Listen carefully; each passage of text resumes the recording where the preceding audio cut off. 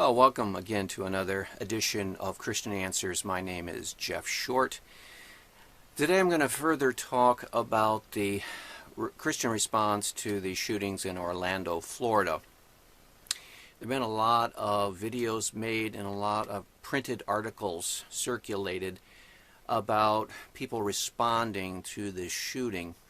And one of the things that I've noticed over the last week or so since this happened is exactly what people were saying and warning Christians about, is that they would come under attack, they would be blamed for the shootings because they oppose things like gay marriage, transgenderism, etc., etc.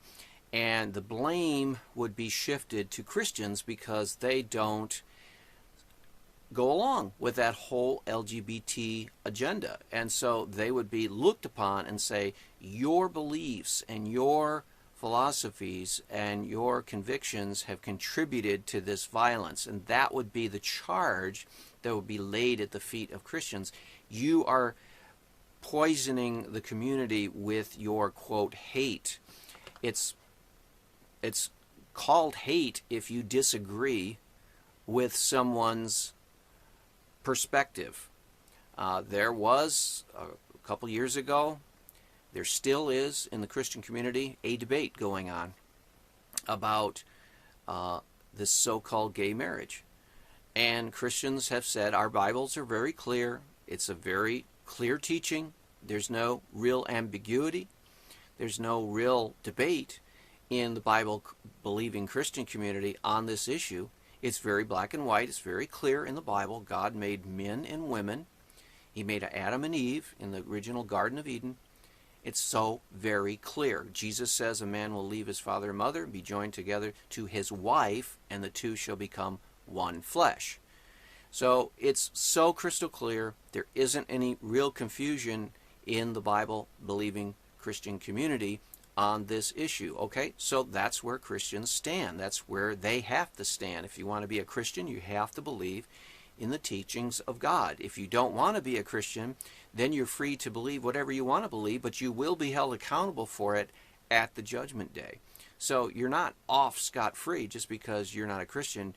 You're not let off the hook for not believing these things. You just will be held accountable later on when you stand before God as judge, and you will have to justify yourself in your unbelief and in your wrong stand on these issues. Well, as Christians, we have to be careful to not accept any kind of culpability for this kind of violence.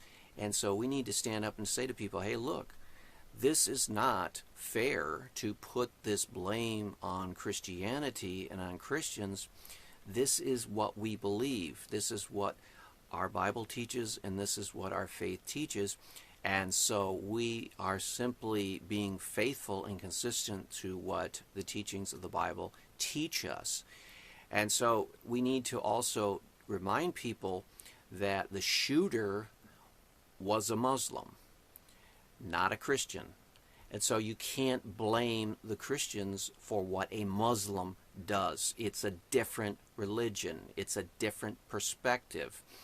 We have no control over what Muslims do, just as they don't have any control over what Christians do. We don't have any control over what Buddhists do or over what Hindus do.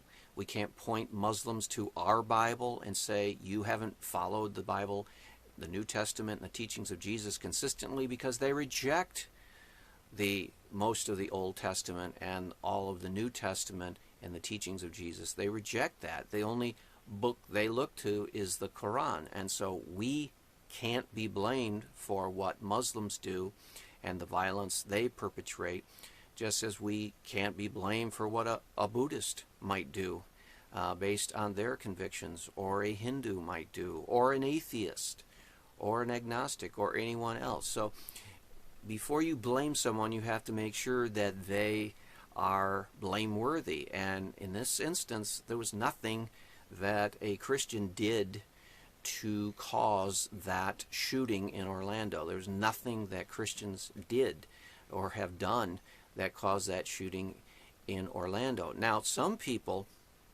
are trying to then go out and say, your attitudes, Christians, and your beliefs, Christians, and your teachings, Christians, are taking people and pushing people into violent reactions and causing violence in society and so forth. In other words, they're trying to make a causal link between these. And we saw this in respect to Planned Parenthood. We saw this in respect to the shootings in Colorado Springs, where this crazy man went into a Planned Parenthood office and started shooting, and Christians were blamed, or there was trying to make a causal link between Christian convictions against abortion and this crazy man's actions of violence against the Planned Parenthood staff at that Planned Parenthood clinic. There was this faulty causal link that was attempted by mainstream media. There were CNN had interviews, and they tried to make the link between Christians' opposition to abortion and the violence at a Planned Parenthood event. And they tried to say your rhetoric, your teachings, your convictions drove these people to do these violent acts. There is no causal link. There is no causal link. Unless you want to eliminate free speech in society, unless you want to eliminate freedom of religion, unless you want to eliminate all differences in religious beliefs or political beliefs or freedom of speech differences or all debate, unless you want to end all debate or dialogue, then if you want to do that, you can say, okay, we've eliminated that causal link problem. But as long as you want to provide a free society where people can exchange ideas and debate ideas and argue one position or the other, then you can't be artificially making links between events. This caused this, this caused this. Now, in respect to the latest thing with the Orlando shooter, there are news people who are trying to now link people's non-promotion of the LGBTQ cause and this violence. They're saying you haven't been sympathetic enough. You haven't stood in solidarity enough. You haven't promoted this new definition of marriage enough, and that is part of the cause of this violence. Well, we're going to look and listen to a fellow Christian. His name is Mario from Canada, and he's going to articulate a little bit of the solution and an answer to that charge. And then we're also going to look at what has been taking place in the media in an attempt to blame Christians for violence that pops up like what we saw in Orlando. So we're going to look at the first clip. We're going to look at a news report put out by CBN News and an interview of a scholar and a journalist who is pointing out the problem that I was talking about. And then we're going to see a response from Mario, a Christian producer, television producer in Canada, who nailed it right correctly and defended the freedom of speech.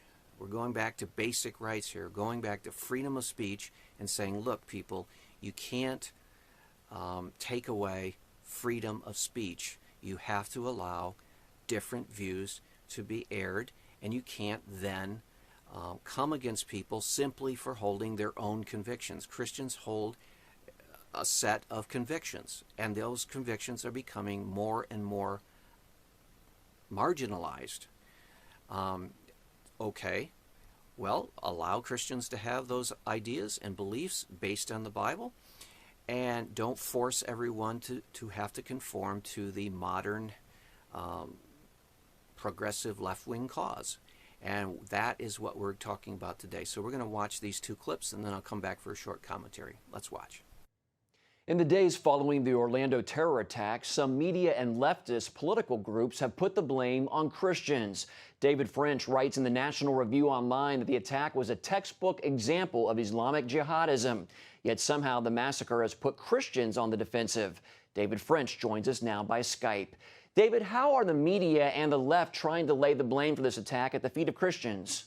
It's really one of the more remarkable things I've ever seen. So no less than the New York Times editorial board wrote an entire editorial after Orlando focusing on the challenges to gays and lesbians in our culture, and did not mention ISIS, did not mention Abu Bakr al-Baghdadi, did not mention the Orlando shooter's faith or motivations, but instead spent time talking about Greg Abbott of Texas, the governor of Texas, Pat McCrory of North Carolina, the governor of North Carolina, and the transgender bathroom controversy, as if that had anything at all to do with a radical jihadist pledging allegiance to ISIS and killing members of the LGBT community. It had nothing to do with it at all.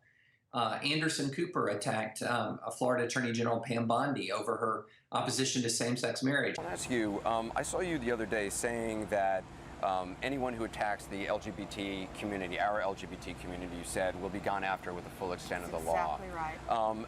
I talked to a lot of gay and lesbian people here yesterday who are not fans of yours and who said that they thought you were being a hypocrite, that you for years have fought, you've basically gone after gay people, said that in court that gay people, simply by fighting for marriage equality, were trying to do harm to the people of Florida, to induce public harm, I believe was the term you used in court. Do you really think you're a champion of the gay community? Let me tell you, when I was sworn in as Attorney General, I put my hand on the Bible and was sworn to uphold the Constitution of the state of Florida. That's not a law. That was voted into our state constitution by the voters of Florida. That's what I was defending. Had nothing to do, I've never said I don't like gay people. That's ridiculous. But do you worry about using language accusing gay people of trying to do harm to the people of Florida when doesn't that send a message to some people who might have bad ideas in mind? Anderson, I don't believe gay people could do harm to the state of Florida. But you argued that in court. My lawyer argued a case defending what the Supreme Court allowed the voters to put in our state constitution. But you were arguing that gay marriage, if there was gay marriage, if there was same-sex marriage, that would do harm to the people of Florida, to Florida society. That it was constitutional to put that in the Constitution. Are you saying you did not believe it would do harm to Florida? Of course not. Of course not. Gay people. No, I've never said that. Those words have never come out of my mouth. But that is specifically what you were arguing in court. You know, no. What we argued was it was in the Constitution of the state of Florida. Let me give you an example. Medical marijuana. A 12-year-old could get it if it passed. We took that to the Supreme Court because of that language. Hold on. But if that passed, I would defend that as well, because it's my job to defend what's in the Constitution of the state of Florida. That's what it was about. The hotline that you've been talking about on television, which allows family members and spouses of the dead to get information, which is incredibly important, and I appreciate you talking about on the air. Had there been no gay marriage, had there been no same-sex marriage, you do realize that there would be no spouses, that boyfriends and girlfriends of the dead would not be able to get information and would not be able to probably even visit in the hospital here. Well, so isn't there a sick irony in that? Well, yeah, and let me tell you something. Let me take it a step farther. People aren't right now who are partners and aren't married officially aren't able to get information. So we're trying to assist them in getting information, because early on isn't there a sick irony that you for years were fighting that very idea? I was defending the Constitution of what over 69% of the voters put in the Constitution. But the federal court said that's not the Constitution, and you continued to fight it. No, that's why we rushed it to get it to the U.S. Supreme Court, because we needed before finality. It was the Supreme Court, there was a federal judge, and you continued to fight it after the federal judge ruled. And in fact, you spent hundreds of thousands of dollars of taxpayer money fighting it. We rushed to get it to the Supreme Court. You know what today's about? Human beings. Today's about victims. It's about gay and lesbian victims. It sure is. LGBT victims. I'm just wondering, is it hypocritical to portray yourself as a champion of the gay community when I'm just reflecting what a lot of gay people have told me they don't see you as Anderson, I'm not portraying myself as anything other than trying to help human beings who have lost their lives, who are right behind us right now in hospital beds, who have family members who aren't getting the services they need. This morning, you know what I've been doing? Trying to fight with a funeral home for overcharging family members to bury their loved ones. I'm not championing anything other than Floridians. That's what this is about. So, we're about human beings. Right. And this is about victims who need help. This is about family members who need services. It's just that I will say I have about. never really seen you talk about gays and lesbians and transgender people in a positive way until now. I read your Twitter history for the last year, and I saw you tweeting about, you know, National Dog Month and National Shelter Dog Appreciation Day or Adopt a Shelter Dog Month.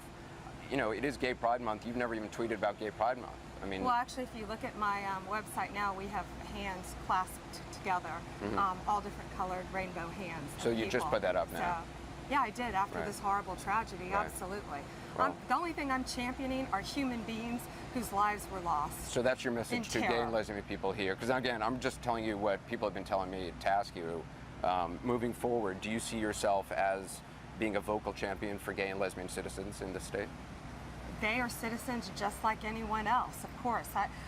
My goodness, Anderson, we've had 49 people murdered simply because they were in a bar at the wrong time. Right. That's horrible. Yeah. I'm a career prosecutor. These family members are devastated. Well, it's good to These hear. surviving victims are devastated. I know That's what this is about. Right. I know a lot of gay and lesbian people in the state want to feel that the people who represent them represent everybody in the state. We're human beings, Right. and that's what this is about. Well, I appreciate that's you what talking this to is us. about. Thank you. Thank you so much. Thanks for all you're doing on behalf of the victims. Thank you. Thanks. As if that had anything at all to do with a jihadist efforts to attack LGBT people in Orlando. It's taking the focus off of the actual enemy who's killed real Americans and putting it on domestic political opponents who not only haven't killed anybody, they completely abhor and shun and condemn any and all acts of violence. What is the motivation behind this attack, this blame on Christians? I mean, it's transparent domestic political score settling. It's people who are obsessed, just obsessed with these LGBT issues in domestic politics, and will look at anything as an that they can remotely twist and turn to try to shame their domestic political opponents. It's a remarkable moment in American history, and look, it's bigoted in two ways. Number one, it's bigoted to presume that Christians had anything to do at all with a massacre that they condemn unequivocally. And it's bigoted to actually deny a Muslim man the moral agency to carry out the beliefs that he actually had. So what's happening is the New York Times and others are condemning Christians for things that they don't believe and excusing jihadists for the things that they do believe. It's an utterly bizarre circumstance. What would people be saying if it had been a Christian who carried out the attack? If it had been a Christian who had carried out this attack, every single person who's a Bible-believing evangelical would be considered to be complicit in the attack. There would be nothing that you could say to distance yourself from it. There would be nothing you could say to condemn it enough. You would be deemed complicit. How do we know this? Because somehow, in some people's minds, we're complicit in an attack by a Muslim jihadist who was motivated by an organization imposing Sharia law, not any form of Christian morality. Does the left understand what it's doing in aligning itself with radical Islamists? Some say that the left is doing that. Does the left understand that? It's playing with fire. And if it didn't realize it was playing with fire before, it should understand that it's playing with fire now after Orlando. I mean, look, there are about 10 countries in the world that impose the death penalty for homosexual acts. Those countries are by and large Muslim countries. And if they're wanting to wrap both their arms around radical Islam, it's playing with fire. It's very, very dangerous. America with one voice needs to condemn radical Islam, needs to condemn jihad, needs to combat jihadists. But rather the response of the New York Times is to blame Christians. What an unthinking, unreasonable thing to do. And then to deny the moral responsibility for their own actions to a Muslim jihadist. I mean, to deny them deny moral accountability for their acts, it really is stunning in both directions. David, what is the best way for Christians to defend themselves in this atmosphere? With truth. I mean, with truth. Every time somebody tries to pin the blame on Christians or whatever atmosphere that they claim Christians create, just remind people that this is a man who pledged allegiance to ISIS, the perhaps foremost practitioner of the most strict form of Sharia law in the world, an entity trying to reestablish a Muslim caliphate. Had nothing to do with believers in Jesus Christ. All right, David French, thank you so much for your time and your insights today. Thanks so much for having me. I appreciate it. Hey everyone, it's the Vigilant Christian Mario, and you're here for another End Time Report. In today's video, I wanted to go ahead and report on the recent developments taking place with the entire LGBT movement takeover, with the assistance of the government, where now they're going to be forcing you to adopt this ideology, and if you don't, you're going to pay some major consequences. Just like here in Canada, very soon all across the world, these programs are going to go into the education system, where our children are going to be taught that there are all sorts of different genders. These programs already exist and are being pushed more and more in today's world. And eventually, anyone who stands in opposition to this will be persecuted. And now in New York City, not using transgender pronouns could get you fined. I have just been talking about this recently. Here in Canada, my home nation, our Prime Minister is completely sold out to the LGBT community. He does not want to stand and protect the Christian Canadians who call this nation our home.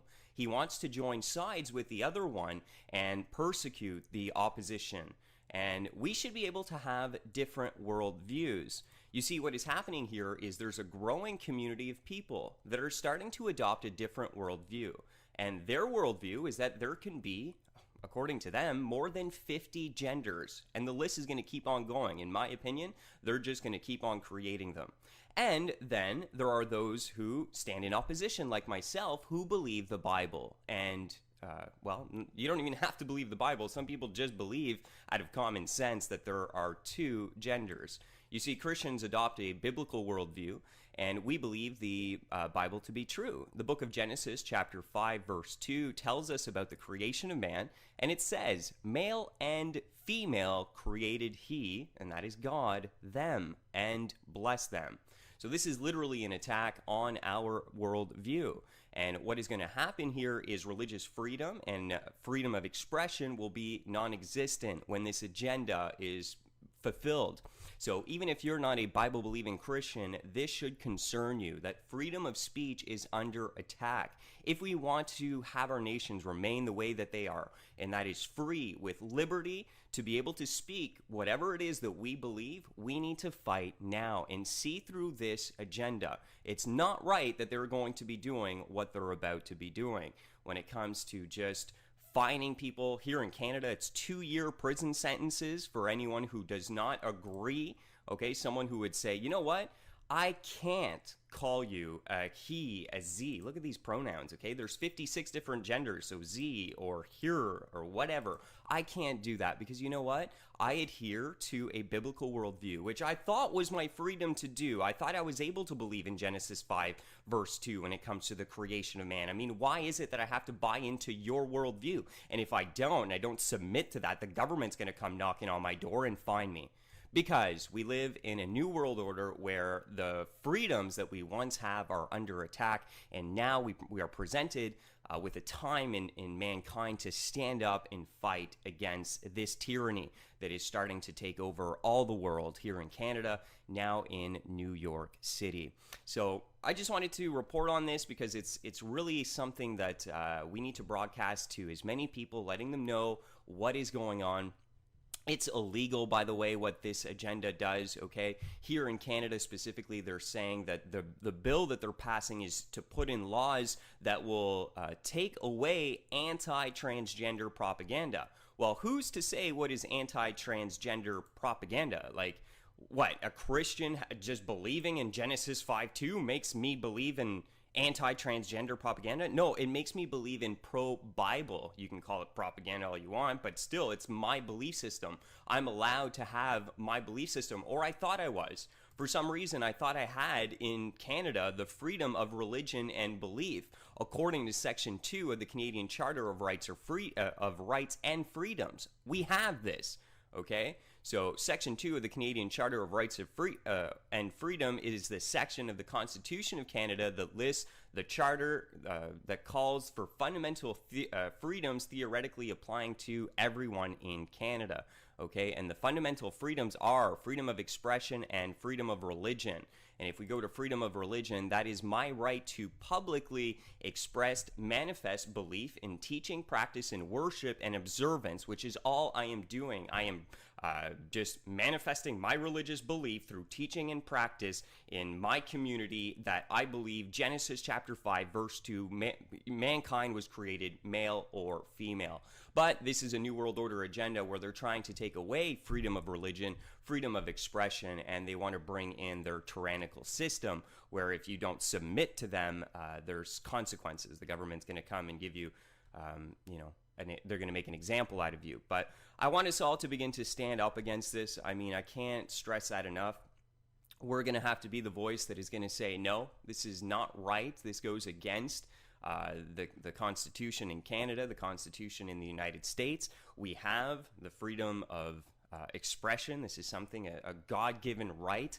God gave it to us in these nations, and Satan is trying to come and take it away. Okay, so, the LGBT community, you guys can believe what you want all day long. At the end of the day, I mean, I'm going to allow you to have that freedom. I don't think you're right, but you know what? Go ahead and believe there's 1,002 different genders. I'm going to stick to my biblical worldview, and I would expect that you would be respectful enough, human enough, reasonable enough, logical enough to allow me to have the freedom to express my religious beliefs and not have to submit to yours, okay? That's when stuff goes wrong, is when we begin to force each other into obeying and submitting to particular worldviews, okay? That's never been right, never will be. Don't you dare shove your religion down my throat. I mean, your belief system, your ideologies, I don't want it. You know, Jesus Christ has done amazing things for me. The Bible has done amazing things. You're asking me to turn on my fundamental beliefs in a country where I've been given God's freedom to express that. So that's where we draw the line. That's where we take a stand as humanity, as the Church of Jesus Christ, who in this world, in this generation, has been given freedoms and liberties that we will fight for. Thanks for taking the time, everyone. This is the Vigilant Christian saying God bless each and every one of you. As always, remember, stay vigilant and fear no evil. Well, that was a powerful segment there, and we want to end on this. We want to pray that to God that He will allow Christians and others to have the freedom of speech and to be freedom of religious, so that they can worship and exercise and practice their own beliefs and convictions and not be pressured by government and pressured by news media to conform to some artificial man-made standard of beliefs. And so we need to be praying about that. Pray that God continues to protect His people so that they can carry out His purposes in the world, even in a hostile world. And we'll talk to you later. God bless. We'll see you back here next week on another edition of Christian Answers.